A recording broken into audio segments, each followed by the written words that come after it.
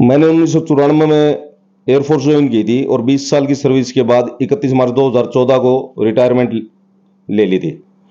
उसके बाद निरंतर हमने अपने स्तर पर प्रयास किया, अपने साथियों के साथ मिलकर यहाँ भ्रष्टाचार के खिलाफ या यहाँ के विकास कार्यों के लिए, यहाँ के रोड्स के लिए, यहाँ की सीवर पानी की व्यवस्था के लिए, बीजेपी के राज में शराब घोटाला हो, ओवरलोडिंग घोटाला हो, उसके खिलाफ आवाज उठाई। सीएम की रैली में भी उसके से हमने जब उनका हिसाब मांगना चाहा कि ओवरलोडिंग घोटाले की जब हमने आवाज उठाई तो हमारे को इनाम स्वरूप एक मुकदमा हरियाणा चल देखने वाले सारे दर्शकों नरेंद्र राजपूत की राम राम। और भाई आज हम मौजूद हाँ चरखी दादरी कोर्ट परिसर में, और कोर्ट परिसर में आने का कारण है विधानसभा चुनाव को लेकर।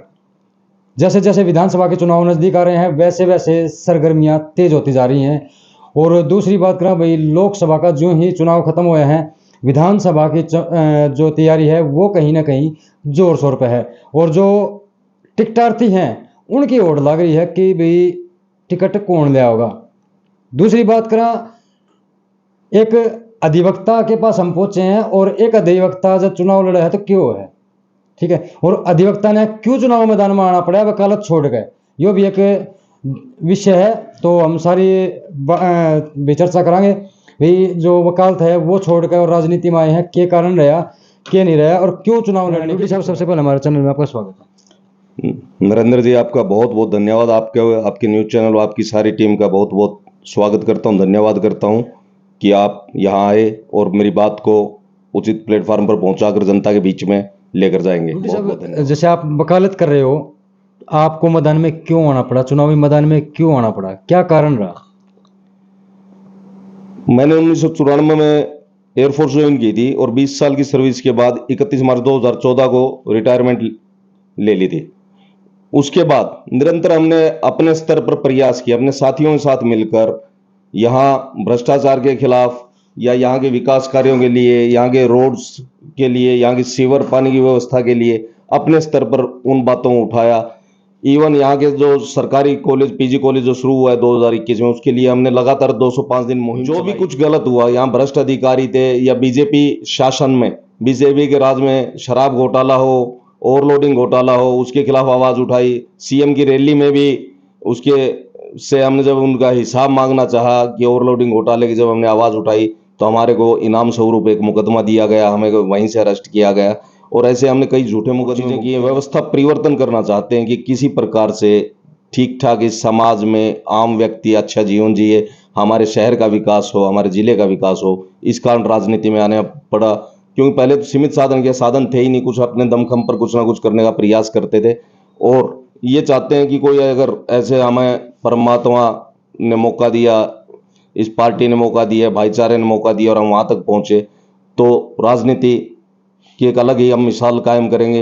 लोगों को ये पता चलेगा कि ना केवल आपकी वोट लेकर, केवल वोट लेकर ऐसा नहीं है कि हम चंडीगढ़ बैठे रहेंगे। अगर यहाँ का भाईचारा, यहाँ का समाज, यहाँ की विधानसभा के मेरे मतदाता अगर मुझे वहां पहुंचाते हैं, और कांग्रेस पार्टी सबसे पहले तो कांग्रेस पार्टी अगर मुझे टिकट देती है और उसके बाद अगर मैं वहां पहुंचता हूं तो मेरा मकान में मुझे एक कमरा ही काफी है, वो यहाँ की जनता के लिए हमेशा खुला रहेगा। वो ये सोचेंगे कि एटलीस्ट 5 वर्ष के लिए वहां पर उनका खुद का एक आशियाना है, उनका ठिकाना है, जहां भोजन पानी रहने की व्यवस्था। मेरे लिए भी वैसा ही होगा, मेरा भी उस पर उतना ही हक होगा। यहाँ के जैसे 2 लाख मतदाता हैं तो मेरा लगभग उतना ही होगा, लेकिन मुझे वहां रहना पड़ेगा, इसलिए एक कमरा चाहूंगा मैं, बाकी सब कुछ इनके लिए। और लगातार लगातार यहाँ के विकास कार्यों के लिए और चीजों के लिए यहाँ की दशा और दिशा चेंज करना चाहते हैं। समाज में अच्छे लोग बहुत हैं, बहुत ज्यादा लोग राजनीति में आना चाहिए। इसके लिए हमने एक प्रयास किया, हमारे से बेहतर कोई और है, अगर कांग्रेस पार्टी उसको टिकट देती है, अगर उसे ये लगता है तो हम उसका उसी प्रकार से समर्थन करेंगे या उसी हिसाब से वोट मांगेंगे जैसे मैं अपने। जैसे बात करेंगे भ्रष्टाचारी के मुद्दे उठाने में चरखी दादरी जिले में 2 आदमियों का अहम योगदान है, गुड्डू तक्षक और आपका नाम आता तो दोनों के आता है।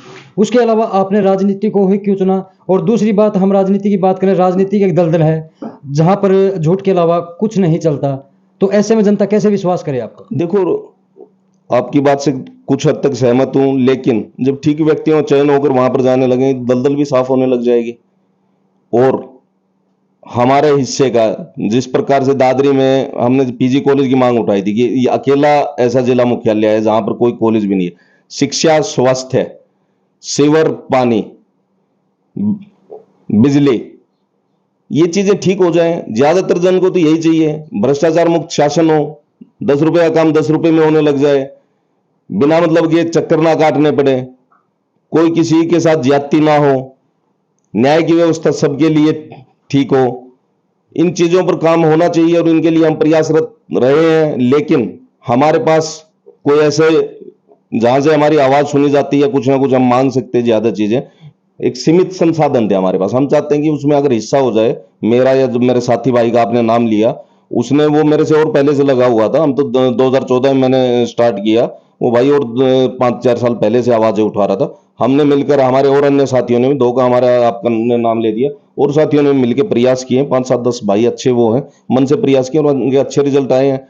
विधानसभा में जाने के बाद हर हिसाब से, यहाँ जैसे शिक्षा के मामले में पिछड़ा हुआ है, कनेक्टिविटी उतनी अच्छी नहीं है, थोड़ी बहुत ठीक है, लेकिन हम सबसे बाद में जिला बना है। हमें ही सबसे सारी चीजें सबसे बाद में क्यों मिले भाई? दादरी की जनता का किसी चीज पर सबसे पहला भी अधिकार होना चाहिए। रोड की कनेक्टिविटी बहुत अच्छी हो, ट्रेन की कनेक्टिविटी बहुत अच्छी हो, रोजगार के लिए यहाँ पर मॉडल इकोनॉमिक टाउनशिप आए, आईएमटीज आए, यही हमें रोजगार मिल जाए। हम हर चीज में, दिल्ली के हम इतना नजदीक होने के बाद, दिल्ली जाना ही हमारे लिए आज 3 घंटे से कम का समय नहीं लगता। वो सारी चीजें ठीक हो, अच्छे अच्छे यहाँ पर शिक्षण संस्थान आए। कितने शर्म की बात है, हरियाणा में अगर आप यूनिवर्सिटीज की बात करोगे तो तकरीबन 50 यूनिवर्सिटी होंगी, प्राइवेट और सरकारी मिला के। उस अनुपात में करें तो 2 यूनिवर्सिटी तो हमारे जिले में आनी चाहिए, हमारे जिले में एक भी यूनिवर्सिटी नहीं है। बताओ क्या चीज है यहाँ पर? सारे ये बोलते हैं कि हमने इतना विकास कार्य करवा दिया, ऐसी चीजें कर दी। अगर ये करवाए हुए होते तो आज ना शहर की ये हालत होती कि थोड़ी सी बारिश होते ही घुटनों घुटनों तक पानी आ जाता है। दुकानदार भाई परेशान है, मजदूर को मजदूरी नहीं मिल रही, छोटे दुकानदारों को दुकानदारी नहीं मिल रही, कर्मचारी परेशान है, हर वर्ग परेशान है। तो ये चाह रहे हैं कि अपना एक प्रयास करें, अगर वहां तक पहुंचे तो भी ठीक है, नहीं तो हम जिस हिसाब से लगे हुए हैं उस हिसाब से तैयार रहेंगे हमेशा। वकील साहब, किसी शाणे बंदे ने कहा है, बुढ़ी बुढ़ी लुगाई कह रहे हैं, वकील डॉक्टर इन तो भगवान बचाओ है, क्योंकि वहां पे जाते ही जेब फाड़ने का काम शुरू होता है। लेकिन आपके द्वारा गरीबों के लिए फ्री केस लड़े जाते हैं, उनके हक के लिए फ्री केस लड़े जा रहे हैं, तो क्या इसमें भी आपको कुछ सहयोग मिल सकता है इसकी तरफ से? देखो, सभी साथियों ने मिलकर ये प्रयास किया, तकरीबन मोर देन 50% केसेस फ्री के हैं यहाँ पे। ज्यादातर ने यही सोचा कि भाई कोई शोषित, वंचित, गरीब व्यक्ति न्याय के बिना ना रह जाए, तो इसलिए उनको एक जगह दी कि भाई हमारे से जो भी बेहतर बन पाए, कोई भी चीज है, कोई आपको कानूनी सहायता चाहिए या कि केसेस वगैरह भी हैं, हमने फ्री ऑफ कॉस्ट लड़े। तो मतलब ये हम एक वकील की दुकान है, इसको सोशल वर्किंग कह सकते हैं। हाँ जी, एक्चुअली में 2014 में जो पेंशन आया तो एक मन में ये था, मेरी मिसेज भी जॉब करती है, गवर्नमेंट कॉलेज में प्रोफेसर है, दिमाग ये था कि आवाज हम नहीं उठाएंगे, हम नहीं बोलेंगे, हम ठीक काम नहीं है, शुरुआत कौन करे। कई बार सुनने में आया कि बोले भगत सिंह, तो भाई सभी चाहते हैं कि भगत सिंह ऊपर हमारे घर में ना हो। हम उस सोच के हैं। मेरे दादाजी स्वतंत्रता सेनानी थे, उनका मेजर जुगलाल, उनका छोटा भाई लेफ्टिनेंट जोगराम आजाद हिंद फौज में थे। हमारे एक ताऊ जी नानक चंद जी आजाद हिंद फौज में थे। हम बचपन से देश की आजादी के किस क्या क्या उसमें कष्ट झेले, क्या क्या चीजें हम सुनते हुए आए हैं। हमारे में अंदर स्वतंत्रता सेनानी का खून दौड़ रहा है। हमने 20 साल एयरफोर्स में सेवा की है, देश की सेवा की, देश की सरहदों की रक्षा के लिए हमने मर मिटने की कसम उठाई है। हमारे लिए राष्ट्र पहले, नेशन फर्स्ट, परिवार बाद में। जब इतने लंबे समय तक, जब आप मान लो 20 साल मैंने वहां सर्विस की है, एक लंबे समय तक जब आपकी एक विचारधारा हो जाती है कि भाई हमारे लिए राष्ट्र पहले, बाकी चीजें बाद में, तो हमारा फर्ज बनता है, हम किसी पर कोई एहसान नहीं कर रहे, हमारा एक फर्ज है कि सबसे पहले राष्ट्र है, उसके बाद हमारे यहाँ के परिवार की भी जिम्मेवारियां हम निभा रहे हैं उस चीज को। ऐसा नहीं है कि हमने वो जिम्मेवारियां छोड़ रखी हैं, लेकिन इस समाज के प्रति भी हमारी जिम्मेवारी है। यहाँ के ये भाई भी हमारे अपने ही है, तो इनके साथ अगर कुछ गलत होता है तो इनके साथ खड़े रहने का, और हम इनके किसी भी रूप में काम आ सकते हैं। किसी गरीब, शोषित, वंचित के लिए हम अगर कोई कदम उठा सकते हैं, या उसकी फीस ना लेकर, या उसके लिए कुछ और भी मदद करके, अपनी तरफ से कोई आर्थिक सहायता करके, तो हम थोड़ा प्रयास करते हैं जैसे भी हम सक्षम है। और हमने हर किसान आंदोलन हो, पीछे फौजियों का आंदोलन चला, अग्निवीर योजना के, यानी अग्निपथ योजना के खिलाफ, जो अग्निवीर के नाम से जानी जाती है, उसके खिलाफ हमने आवाज उठाई। वन रैंक वन पेंशन का मुद्दा था, हमने काफी लड़ाइयां लड़ी हैं। फौजियों के लिए भी कोई एहसान नहीं है, क्योंकि मैं खुद एक फौजी हूं। हमने मोदी जी ने जहां 10 साल पहले रैली की थी उसी मैदान में 10 वर्ष बाद 17 सितंबर 2023 को रेवाड़ी में रैली की और उनसे बड़ी रैली की, और सभी साथियों ने मुझे उसमें राष्ट्रीय संयोजक की जिम्मेदारी दी हुई थी, जिसका मैंने पूरे निष्ठा के साथ उसका निर्वाह किया और बहुत अच्छी तादाद में लोग आए। तो हमने लगातार संघर्ष में जीवन रहा है और चाहते हैं कि जब तक सांस चले शरीर साथ दे, हमें कुछ ना कुछ काम अच्छे के लिए करना ही करना है।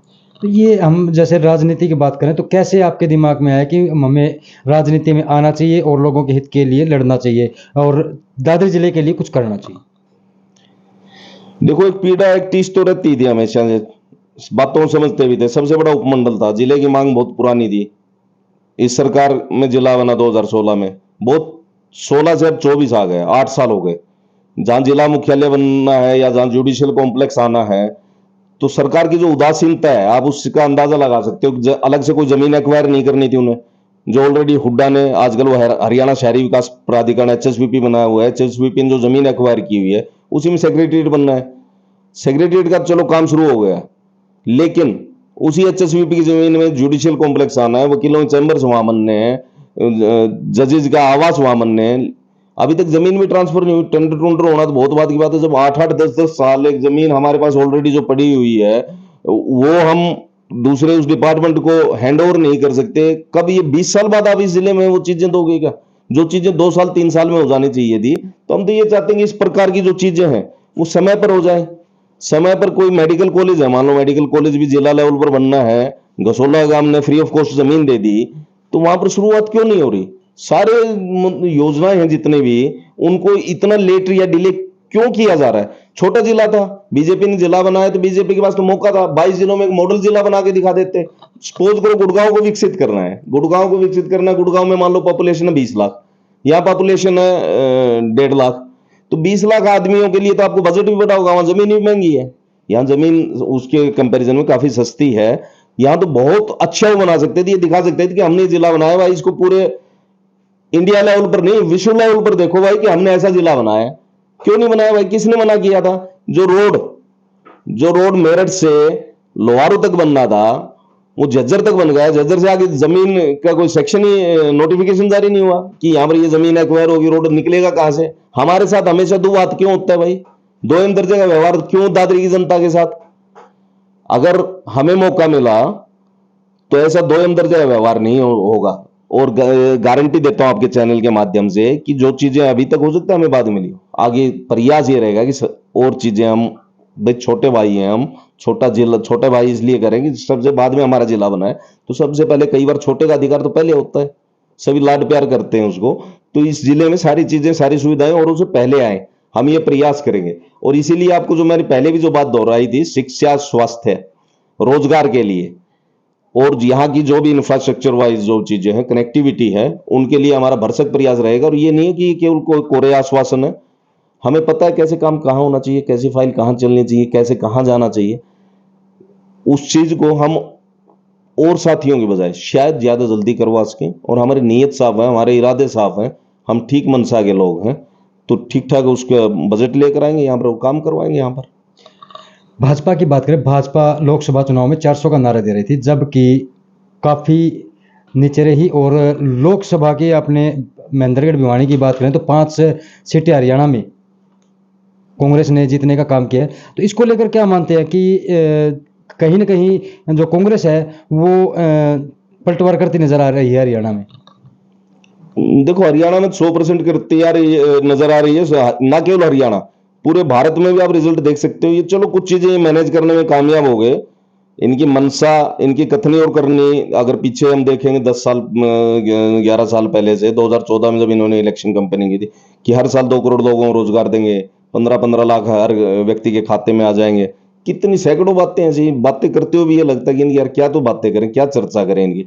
जिस व्यक्ति की कथनी और करनी में हो सकता है कि थोड़ा बहुत अंतर हो तो भी मान जाए, को ईस्ट और वेस्ट जितना दोनों या 2 ध्रुव हैं, इतना अंतर हो, उसकी किस बात पर तो वो करे, और उसका रिजल्ट जनता ने दिया, जनता को इनकी बातें समझ में आ गई। ये यहां मन की बात जहां करनी चाहिए थी घर पे, वहां मन की बात नहीं करी, जहां काम की बात करनी चाहिए थी वहां मन की बात कर रहा है। समझ में नहीं आ रहा क्यों मन की बात कर रहा है भाई? यहां रोजगार से काम चलेगा, आप ये कह रहे हो कि हमने 25 करोड़ लोगों को गरीबी रेखा से निकाल दिया, 80 करोड़ लोगों को हम फ्री राशन दे रहे हैं, और फिर कह रहे हो हमारा विश्व में डंका बज रहा है। किस चीज का डंका बज रहा है? मोदी जी से भी सवाल है, भाई साहब क्यों इस जनता को गुमराह कर रहे हो? ठीक है, आपके राजनीति के लिए आप श्याम दाम दंड भेद जो भी नीतियां आप अपना रहे हो, ठीक है, आप कामयाब होते जा रहे हो उसमें, लेकिन जनता अब जाग चुकी है, काफी कुछ जान चुकी है। इसलिए अब भी किसी तरीके से 400 पार का नारा देकर या कहीं ना कहीं अलायंस करके इस लेवल पर आ गए, नहीं तो कुछ नजारा ही कुछ और होना था। और यहाँ की जनता ने तो अपना जवाब दे भी दिया है लोकसभा चुनाव में, अब विधानसभा बाकी है। बिल्कुल जी, जनता ने अपना दे दिया। जनता नहीं, परमात्मा भी देखता है। ये रामेश्वर हारे, ये चित्रकूट हारे, ये अयोध्या हारे, तो जहां जहां जो जगह है वहां भी आप अगर इनका देखोगे, वहां परमात्मा भी अरे भाई कहीं ना कहीं किसी चीज का झूठ का कोई तो अंत होता है। और यहाँ की जनता ये दाही का आंकड़ा पकड़ना मुश्किल हो जाएगा इनके लिए। बातें बड़ी बड़ी हैं, हकीकत में कुछ है नहीं। तो डूडी साहब, अब जैसे टिकटार्थियों की होड़ लगी हुई है, टिकट एक है, टिकटार्थी अनेक हैं, तो इसको लेकर क्या कहेंगे आप? देखो, इसको लेकर एक तो आपको भी समझ जाना चाहिए कि लोगों को राज आता हुआ भी दिखाई दे रहा है। हम भी इस पार्टी में इसीलिए आए हैं कि हमें भी लग रहा है कि राज आ रहा है। और इस पार्टी में दूसरा जो कारण है, बीजेपी के विरोध में, अगर आपने पीछे, आप तो पत्रकारिता कर रहे हो, 10 साल से ज्यादा हम बीजेपी के विरोध में रहे हैं, लेकिन सत्ता में रह के काम अच्छे करवाए जा सकते हैं। केवल यही वो है, अपना कोई घर भरना या और चीजें होनी है। अगर परमात्मा ने मौका दिए, जनता देखेगी यहाँ की, मुझे जो वेतन मिलेगा और चीजें मिलेगी, वहां की जो रसोई होगी ना, अगर चंडीगढ़ की जो भी कोई, वहां सारे पैसे 1 लाख मिलेंगे, 1.25 लाख मिलेंगे। परमात्मा ने सक्षम कर रखे, 30-32 हजार रुपये तो पेंशन मिलती है। बेटा भी जॉब में है, मिसेज भी जॉब में है। मैं जो भी यहाँ की जनता का हक है उस पर, क्योंकि यहाँ की जनता भेजेगी मुझे वहां, वो सारा पैसा उस रसोई में जमा होगा। मतलब चाहे वकालत हो, चाहे नेतागिरी हो, करनी आपको समाज सेवा है। बिल्कुल जी, इसीलिए आ रहे हैं यहाँ पे, इसीलिए आए हैं यहाँ कि अच्छे से काम कर सके।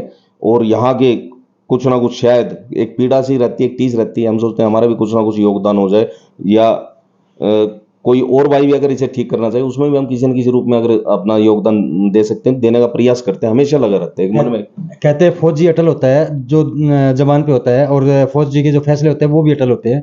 तो और एक फौजी और एक वकील जब मैदान में आता है तो क्या होता है? फौजी की तो वो बता देता हूँ कि मैदान में जब फौजी आता है तो फौजी के साथ दो ही चीजें होती हैं, या तो वो विजय प्राप्त करता है या वीरगति, कोई दूसरा रास्ता ही नहीं होता। हाँ, मैदान में आने पे एक चीज, क्योंकि पार्टी आधारित बात है, पार्टी अगर मौका देगी तो मुझे पूरा भरोसा है यहाँ के मतदाताओं पे, अपने भाइयों पे, बुजुर्गों पे, माताओं पे, बहनों पे, कि वो अपने भाई को, अपने बेटे को चुनकर विधानसभा जरूर भेजेंगे। और यह मेरा वचन है उनके लिए, एक फौजी होने के नाते। और ज्यादा आप इस पर विश्वास कर सकते हो कि फौजियों पर सारा देश विश्वास करता है, सारे जनता विश्वास करती है, आवाम विश्वास करता है, और नॉट इवन सारी जनता, सरकार भी विश्वास करती है, तंत्र भी विश्वास करता है। अगर कोई व्यक्ति या कुछ व्यक्ति सुरंग में फंस गए और 20 दिन हो गए उन्हें, और उनकी सांसें, उनके शरीर का साथ छोड़ने लग जाए, उनको ये पता चल जाए ना कि फौज आ गई है, सांसें वापिस आ जाती हैं कि आप निकल जाओगे, इतना विश्वास है इस फौज में। तो उस विश्वास को और आगे बढ़ाते हुए मैं कह रहा हूं कि अगर हमें मौका मिला तो पूरी निष्ठा से, पूरी ईमानदारी से, पूरे डिवोशन से, पूरे डेडिकेशन से दादरी विधानसभा का स्वरूप बदलने में, यहाँ के इंफ्रास्ट्रक्चर बदलने में, यहाँ रोजगार लाने में, यहाँ शिक्षण संस्थान लाने में, इस क्षेत्र के, इस दादरी विधानसभा के भाई और बेटा आपको वचन देता है कि यहाँ की दशा और दिशा बदल देंगे। मतलब पहली बार ऐसा होगा कोई नेता सच्चा आश्वासन जनता को देगा, नहीं तो आज तक तो मेरे हिसाब से झूठे आश्वासन मिले हैं जनता को।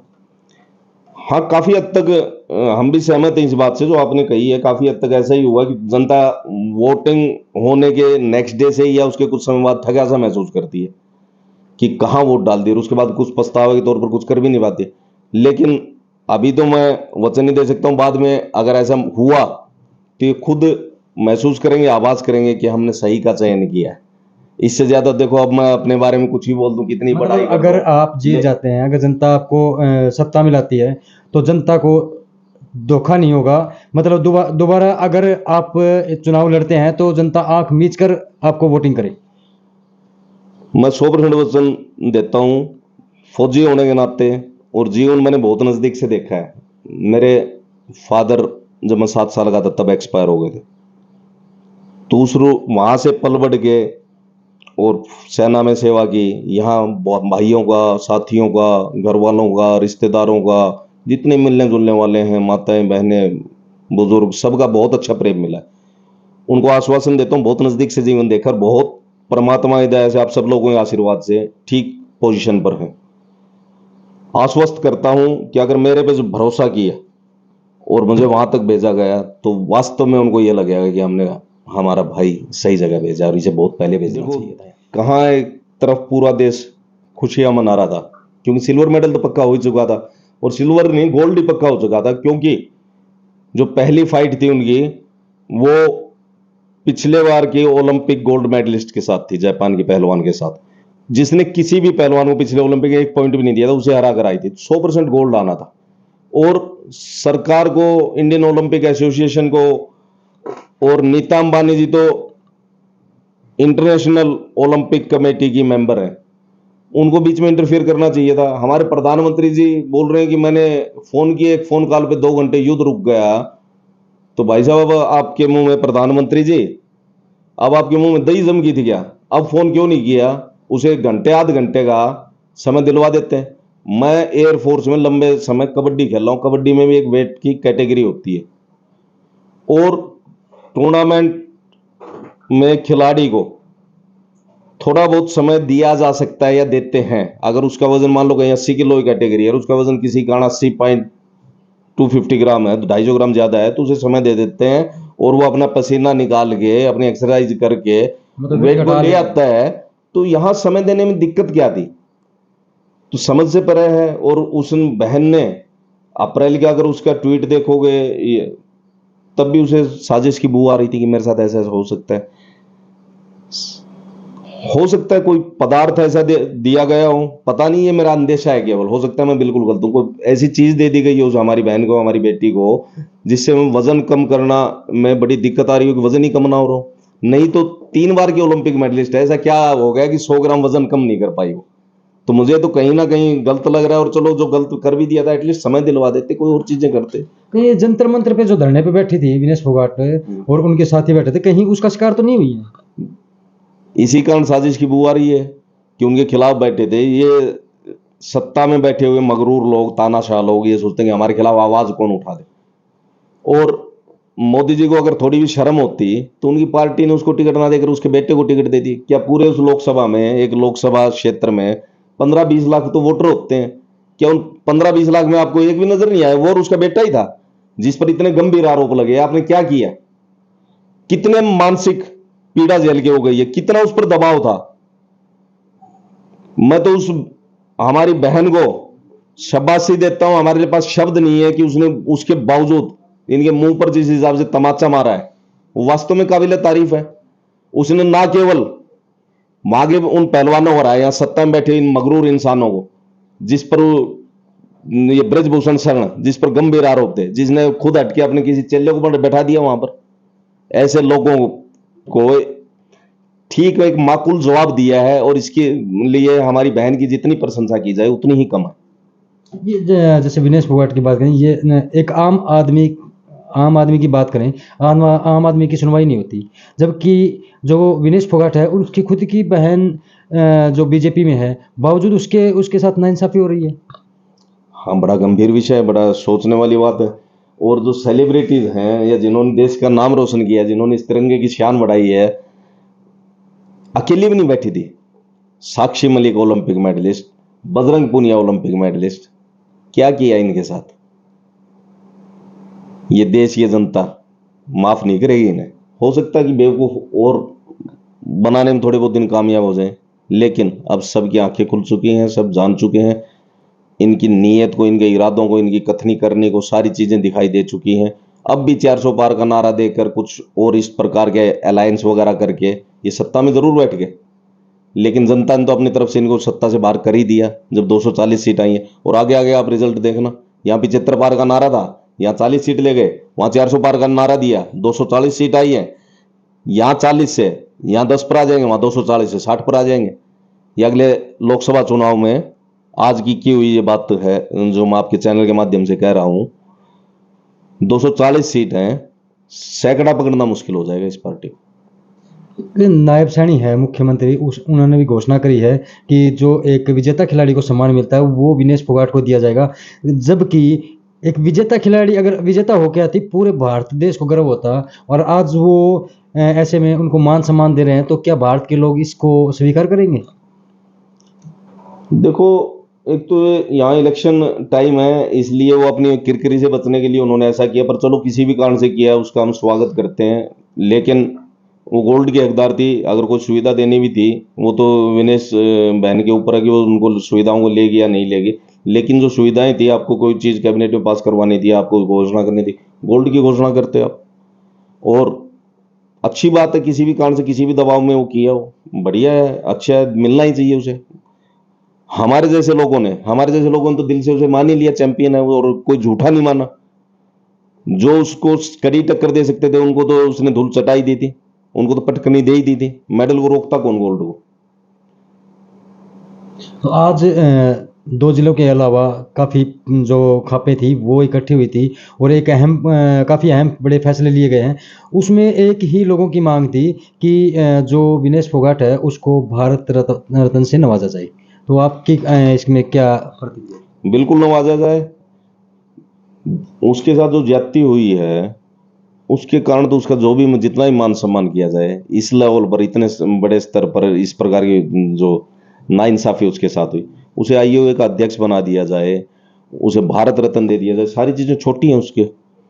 उसने जो मानसिक प्रताड़ना झेली है या जो चीजें उसे मिलनी चाहिए थी, वो किसी न किसी कारण से, चाहे उसमें कोई साजिश हो या कोई और कारण बना हो, वो चीजें जब उसका हक उसे नहीं मिला तो हम जो कुछ दे सकते हैं, हमारी सरकार जो कुछ देना ही चाहिए। उसमें एहसान किया है? भारत रत्न भी मिलना चाहिए उसे आईओए अध्यक्ष ही बनना चाहिए। अगर और कोई पार्टी उसे टिकट देती है, मिनिस्टर बनाती है और कुछ करती है, राज्यसभा में भेजती है, किसी भी चीज की, सारी चीजें छोटी हैं उन चीजों के आगे। राज्यसभा का ऑफर तो दे चुके हैं हुड्डा साहब। अच्छी बात है, बहुत अच्छा किया जी। ना केवल दादरी की जनता, हरियाणा की जनता भी ये चाहती है, बल्कि देश की जनता भी ये चाहती है कि उस खिलाड़ी का जितना मान सम्मान हो, जो उसे जो कुछ दिया जाए। हमें भी नहीं पता था कि आप मैदान में हैं, और काफ़ी जो दादरी की जनता है उनको भी काफ़ी को नहीं पता कि आप मैदान में हैं। तो एक हमारे चैनल के माध्यम से आम जन से क्या अपील करना चाहिए? देखो, इसलिए भी नहीं पता होगा क्योंकि मैंने खुद ही परसों ये सोचा था कि परसों मैंने 2 बजे के आसपास ड्राफ्ट बनवाया है और कल मैं जमा करके आया हूँ, तो दादरी की जनता का उनको नहीं पता होगा। आपके चैनल के माध्यम से तो मैं अपील करूंगा, भैया अगर कोई सर्वे है, होता है, आते हैं आप लोगों के बीच में, तो आपका ये भाई, आपका बेटा आपसे अपील करता है कि हमारा ये भाई नाम सुधारने का प्रयास करें। आपको ये लगता हो कि ये ठीक भाई हैं और चीज़ें हैं, जिन्होंने हमको नज़दीक से देखा हुआ, हमें अच्छे से जानते हैं, लेकिन कोई भाई अगर नहीं भी जानता और चीज़ें, सबसे अपील है भाई, हाथ जोड़ के विनती है कि एक बार मौका दे दो। आगे हो सकता कोई और भी आए और चीज़ें, लेकिन हम एक राजनीति की मिसाल पैदा कर देंगे, एक लाइन कह देंगे भाई राजनीति ऐसे होती है। पूरी ईमानदारी से, पूरी निष्ठा के साथ हम राजनीति तो बिल्कुल हमारे साथ अधिवक्ता जुड़े हुए थे, और तमाम जो जानकारी आपके सामने है और उसके ऊपर आपकी जो भी प्रतिक्रिया है आप कमेंट बॉक्स में दे सकते हैं। तो जुड़े रहें चैनल के साथ। अभी के लिए दे मुझे इजाजत। चरखी दादरी से नरेंद्र राजपूत।